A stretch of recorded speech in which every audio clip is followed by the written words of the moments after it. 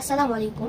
আজকে আমার নুডলস খেতে অনেক মন চেয়েছে, এই জন্য আমি ভেবেছি যে আমি অনেক সহজ পদ্ধতিতে নুডলস বানাবো আর ওটা আপনাদের সাথে শেয়ার করবো। প্রথমে নুডলস সিদ্ধর জন্য পানি বসাই দিলাম, এরপর আরেক চুলায় ডিম সিদ্ধ দিব।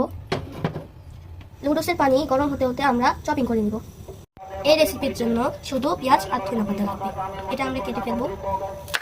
টমেটো আমি এত খাই না, এরকম টমেটো দিইনি।